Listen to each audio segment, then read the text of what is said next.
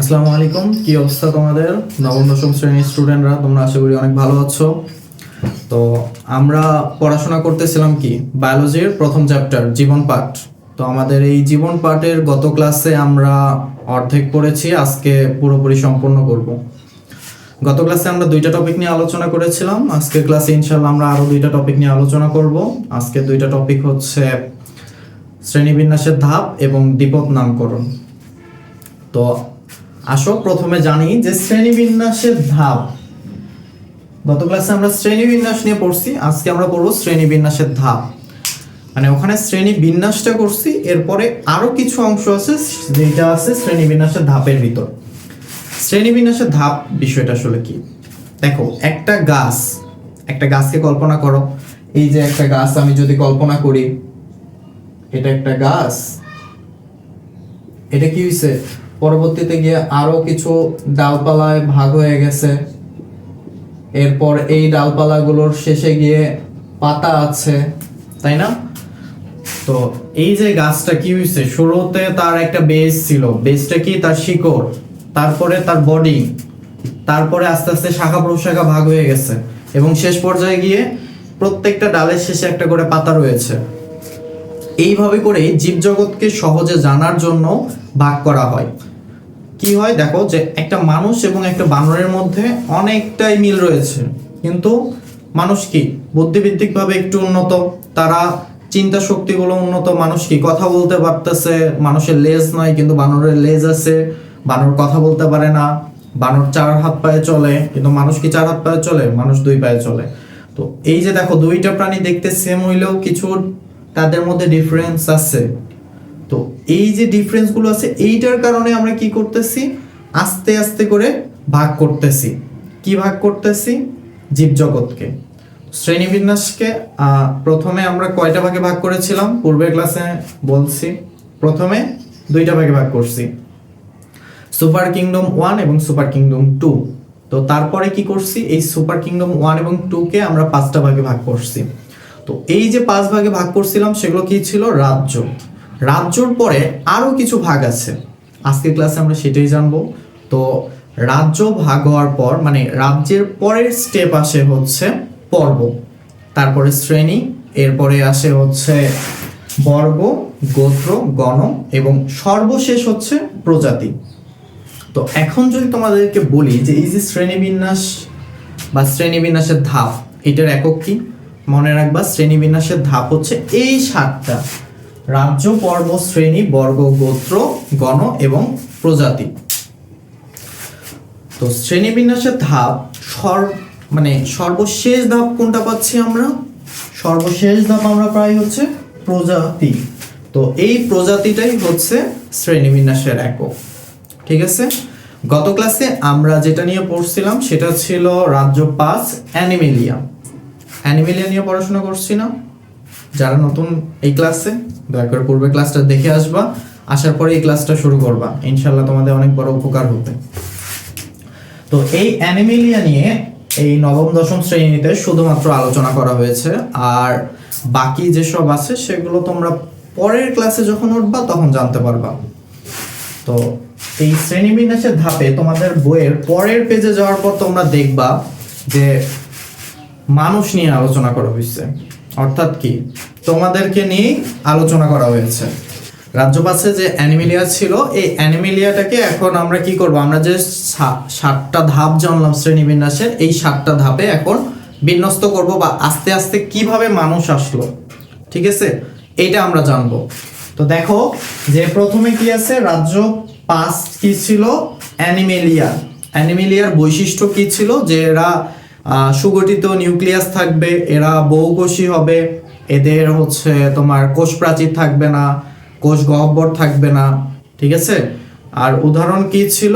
যে সকল মেরুদণ্ডী এবং অমেরুদণ্ডী প্রাণী। তার মানে এই রাজ্য 5 অথবা অ্যানিমেলিয়া, এই অ্যানিমেলিয়ার ভিতরে কি হবে, যে সকল মেরুদণ্ডী এবং অমেরুদণ্ডী প্রাণী থাকবে। তার মানে তো আমরা এটা পেয়ে গেছি যে অ্যানিমেলিয়ার বৈশিষ্ট্যগুলো কি কি হতে পারে, পূর্বের ক্লাসে বলেছি না? তোমরা বইটা খুলে একবার পড়ে নিবা। নেক্সট হচ্ছে কি? পর্ব অথবা ফাইলম। ফাইলাম হচ্ছে পর্ব, মানে কি, এটা হচ্ছে রাজ্যের পরে, রাজ্যের পরে পর্বতে আমাদের কি পর্ব কি মানুষের করডাটা। করডাটা, করডাটার বৈশিষ্ট্য কি, যে করডাটার জীবন দশায় কোনো এক পর্যায়ে নটকর থাকবে। ঠিক আছে, খুব ছোট্ট একটা বৈশিষ্ট্য যে জীবন দশায় নটকর থাকে। এরপরে আসো শ্রেণী বা ক্লাস। আমাদের ক্লাস কি, মামালিয়া। মামালিয়া অর্থ হচ্ছে স্তন্যপায়ী। স্তন্যপায়ী মানে কি, মানে মারা বাচ্চাদেরকে দুধ খাওয়াবে বা দুধ পান করাবে। ঠিক আছে, তার মানে বৈশিষ্ট্য কি, যে এরা বাচ্চাকে দুধ পান করায়, শরীরে লোম এবং চুল রয়েছে। নেক্সট হচ্ছে বর্গ। আমাদের বর্গ কি, প্রাইমেট। আর এই প্রাইমেটের বৈশিষ্ট্য হচ্ছে এদের আঁকড়ে ধরার মতো হাত আছে এবং দৃষ্টিশক্তি ঘ্রাণ শক্তির তুলনায় বেশি উন্নত। দেখো তো, আমাদের আঁকড়ে ধরার মতো হাত আছে না, এবং কি আমাদের কি ঘ্রাণ কি অনেক বেশি তীক্ষ্ণ নাকি চোখ তীক্ষ্ণ, আমরা অনেক দূরের জিনিস দেখতে পারি না। এইটাই এটার বৈশিষ্ট্য, বর্গের বা অর্ডারের বৈশিষ্ট্য। নেক্সট হচ্ছে গোত্র অথবা ফ্যামিলি। আমাদের গোত্র অথবা ফ্যামিলি হচ্ছে হোমিনিডাই। হোমিনিডাই, দেখো তো, হোমিনিডাই এইটার বৈশিষ্ট্য হবে হচ্ছে কি, কিছুটা আমাদের কিছুটা মিল রয়েছে কার সাথে, শিম্পাঞ্জির সঙ্গে, বানরের সঙ্গে, গরিলার সঙ্গে। এটাই এটার বৈশিষ্ট্য, বুঝছো। নেক্সট হচ্ছে গণ বা জেনাস। আমাদের গণ বা জেনাস হচ্ছে হোমো। হোমো, এটার বৈশিষ্ট্য হচ্ছে আমাদের মস্তিষ্ক কিছুটা উন্নত হবে এবং আমরা দুই পায়ে খাড়াভাবে দাঁড়াতে পারবো, তাই না। আমাদের মস্তিষ্ক উন্নত না অন্য প্রাণীর তুলনায়, এবং আমরা কি দুই পায়ে দাঁড়াইতে পারি না। এটাই হচ্ছে হোমোর বৈশিষ্ট্য, জেনাসের বৈশিষ্ট্য অথবা গণের বৈশিষ্ট্য। আর অ্যাট লাস্ট প্রজাতি। প্রজাতি কি, আমাদের প্রজাতি হচ্ছে হোমোসেপিয়েন্স। ঠিক আছে, হোমোসেপিয়েন্স কি, হোমোসেপিয়েন্স তুমি, হোমোসেপিয়েন্স আমি, হোমোসেপিয়েন্স আমাদের চারপাশে সকল মানুষ। এটার বলতে হবে না, এটা তোমরাও জানো, আমিও জানি যে কি কি আমাদের বৈশিষ্ট্য। আর যারা জানো না তারা বই পড়ে নিবা, তাহলেই জানবা।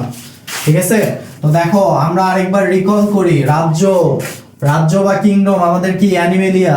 পর্ব হচ্ছে করডাটা, শ্রেণী মামালিয়া, বর্গ প্রাইমেট, এরপরে গোত্র হচ্ছে হোমিনিডাই, তারপরে কি গণ হচ্ছে হোমো এবং প্রজাতি হচ্ছে হোমো সেপিয়েন্স। ঠিক আছে, আসো আমরা নেক্সট টপিক শুরু করি। তো দেখো আমাদের নেক্সট হচ্ছে টপিক কি ছিল, দ্বিপদ নামকরণ পদ্ধতি। দ্বিপদ নামকরণ পদ্ধতির এখানে কিছু লেখা আছে, ওদিকে তাকানোর দরকার নেই।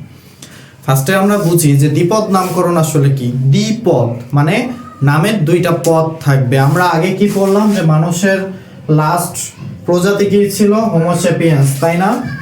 এই যে হোমোসেপিয়েন্স দুইটা ওয়ার্ড আছে না, দুইটা ওয়ার্ডই কি, দ্বিপদ নামকরণ। অর্থাৎ একটা প্রাণীর দুইটা নাম দিয়ে যে বৈজ্ঞানিক নাম বলা হবে সেটাই হচ্ছে দ্বিপদ নাম, যার প্রথমটা হবে গণ এবং দ্বিতীয়টা হবে প্রজাতি।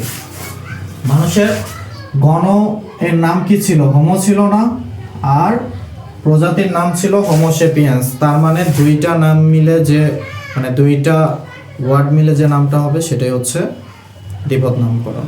এই দ্বিপদ নামকরণটা তোমরা কি জানো যে সুইডিশ প্রকৃতিবিদ যার নাম হচ্ছে ক্যারোলাস লিনিয়াস,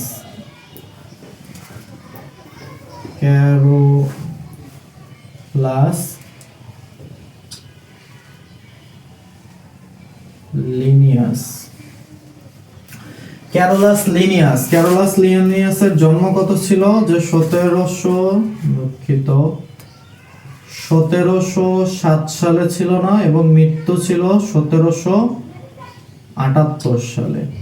এই ক্যারোলাস লিনিয়াস তার জীবন দশায় 1753 সালে একটা বই রচনা করে যেটার নাম ছিল স্পেসিস। এই যে স্পেসিস প্লান্টারাম, 1753 সালে। এই বইয়ের ভিতরে তিনি উদ্ভিদ বিজ্ঞান আছে, এটার একটা গুরুত্বপূর্ণ অধ্যায় সূচনা করে এবং এই বই থেকেই তিনি সর্বপ্রথম দ্বিপদ নামকরণ পদ্ধতিটা আছে এটা নিয়ে আলোচনা করেছিল।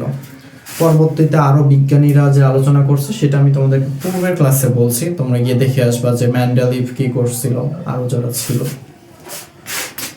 তো এই যে স্পেসিস প্ল্যান্টারাম, এই বইটা কি করছে, দ্বিপদ নামকরণের একটা ধারণা দিছে। তো ক্যারলাস লিনিয়াস তো একা এতগুলো জীবকে নাম দিতে পারবে না, বা তিনি কি গোটা বিশ্ব কয়দিনে করবে বলো। তো তার মতো এরকম অনেক অনেক বিজ্ঞানী আছে যারা বিভিন্ন সময় বিভিন্ন প্রাণীর বৈজ্ঞানিক নাম দিচ্ছে। তো এই যে বৈজ্ঞানিক নামগুলো দিচ্ছে, দেখো প্রাণী এবং উদ্ভিদ দুইটা মিলে জীবজগৎ না, তার মানে কি যে বৈজ্ঞানিক নাম প্রাণীরও হতে পারে উদ্ভিদেরও হতে পারে। তো এই যে মানে দ্বিপদ নামকরণ, আমি যদি এখন একটা দ্বিপদ নামকরণ করতে চাই, তাহলে আমি একটা নতুন প্রাণী আবিষ্কৃত করে নামটা কাকে দিব? কাউকে দিতে হবে না। তো এই যে নামগুলো দিতে হবে, মাথায় রাখবা ICBN international code of botanical nomenclature এবং ICZN international code of zoological nomenclature. এই বোটানিক্যাল মানে হচ্ছে উদ্ভিদ এবং জুলজিক্যাল মানে হচ্ছে প্রাণী। তো উদ্ভিদের নাম যদি তুমি প্রকাশ করতে চাও তাহলে সেটা ICBN থেকে স্বীকৃতি পেতে হবে, এবং প্রাণীর নাম যদি তুমি দিতে চাও সেটা ICZN থেকে স্বীকৃত হতে হবে। বুঝতে পারছো? তো এই যে টার্মগুলোর, এগুলোর ফুল মিনিং তোমাদের বইয়ে খুব সুন্দর করে লিখে দেওয়া আছে, তোমরা বইয়ের ভিতরে এটা পড়ে নিবা। এরপরে তোমাদের যে কয়েকটা ধাপ আছে বইয়ে, সম্ভবত 8টা ধাপ তোমাদের দেওয়া আছে, যে 8টা ধাপের মাধ্যমে একটা দ্বিপদ নাম অথবা কোনো প্রাণীর বৈজ্ঞানিক নাম লেখা হয়। তোমরা কি এই যে কাজী জাকির হোসেন এই লোকটার নাম শুনছো কখনো? অদ্ভুত বিষয়, তোমরা জীববিজ্ঞান পড়তে আসছো, এই লোকটার নাম জানো না। ইনি হচ্ছে ঢাকা বিশ্ববিদ্যালয়ের প্রাণীবিদ্যার প্রতিষ্ঠাতা। তো সেই বাংলাদেশের একজন বিজ্ঞানী যার নাম হচ্ছে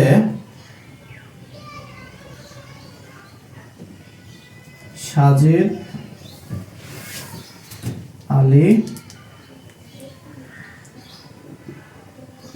হাওলাদার। তো বাংলাদেশের এই বিজ্ঞানী সাজিদ আলী হাওলাদার সে কি করছিল, যে একটা ব্যাঙ আবিষ্কার করছিল। এই ব্যাঙটা শুধুমাত্র বাংলাদেশের ঢাকাতে পাওয়া যায়, বুঝছো? এই ব্যাঙটা তিনি কি করছিল, এই বিজ্ঞানী কি করছিল, যে ঢাকা বিশ্ববিদ্যালয়ের প্রাণী বিভাগের প্রতিষ্ঠাতা, তাকে সম্মান জানিয়ে ব্যাঙটার নাম রেখেছিল জাকেরানা ঢাকা।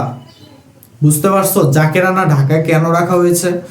প্রথমটা দেখো, জাকেরানা তার মানে কি, এটা কোনো বিজ্ঞানীর নাম। এটা কার নাম? এটা ঢাকা বিশ্ববিদ্যালয়ের প্রাণী বিজ্ঞানের প্রতিষ্ঠাতার নাম। এবং ঢাকা, এই ব্যাঙটা শুধুমাত্র ঢাকাতেই পাওয়া গেছে, বা সর্বপ্রথম ঢাকাতে পাওয়া গেছে, যার কারণে এই ব্যাঙের বৈজ্ঞানিক নাম হয়ে গেছে জাকেরানা ঢাকা। তো এরপরে আরো 8টা তোমাদের দেওয়া আছে যে কিভাবে একটা বৈজ্ঞানিক নাম লিখতে হয়, বুঝতে পারছো?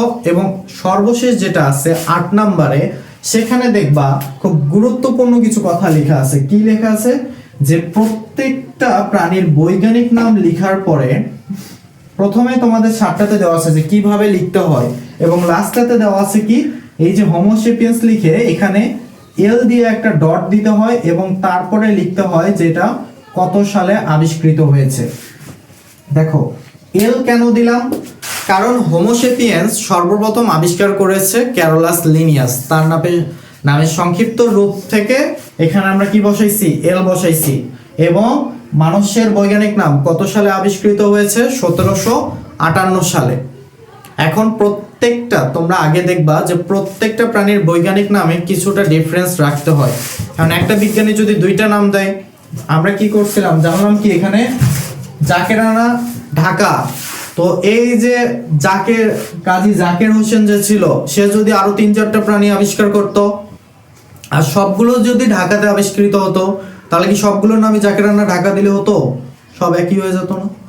তো এই যে আলাদা করার জন্য কি হয়, যে আমরা বৈজ্ঞানিক নাম লেখার পরে একটা যে বিজ্ঞানী আছে মানে যে এটা আবিষ্কার করছে তার নামের ফার্স্ট লেটার দিয়ে একটা ডট দেই এবং তারপরে কত সালে আবিষ্কৃত করেছে সেটা লিখি।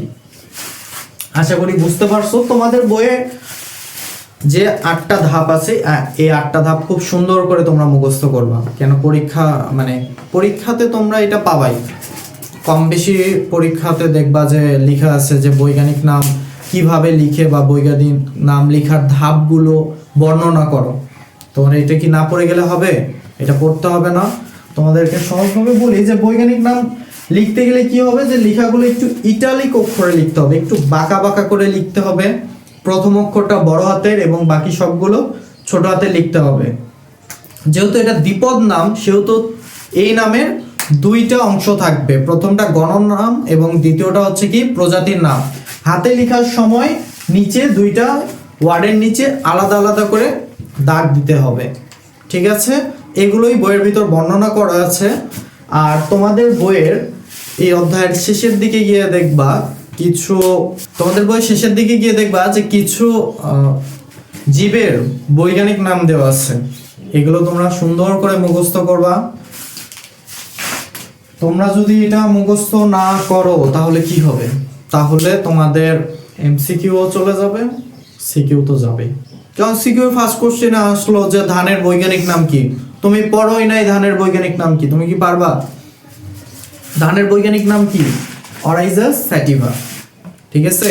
তো এইখানে যেগুলো আছে অল্প কিছুই আছে, খুব বেশি নাই। পরবর্তীতে গিয়ে তোমাদেরকে আরো পড়তে হবে। তোমরা যদি এখন থেকে না পড়ো ভবিষ্যৎ কিন্তু অন্ধকার, বুঝছো? এই জন্য এই কয়টা খুব সুন্দর করে বাসায় মুখস্থ করবা। ধান, পাট, এরপরে হচ্ছে রয়্যাল বেঙ্গল টাইগার, এটারই কি বাঘেরই কি প্যান্থারা ট্রাইগিস, ঠিক আছে? তো যেই সবগুলো মানে বইয়ের ভিতরে যেগুলো আছে সবগুলো পড়বা। আর এরই মাধ্যমে তোমাদের আজকের চ্যাপ্টার না, তোমাদের ফার্স্ট চ্যাপ্টার বায়োলজির এন্ড, ঠিক আছে? সবাই ভালো থাকবা, সুস্থ থাকবা, বাসায় বেশি বেশি পড়তে থাকো। ইনশাল্লাহ সামনের দিন আমরা দ্বিতীয় অধ্যায় নিয়ে আলোচনা করব। আসসালামু আলাইকুম।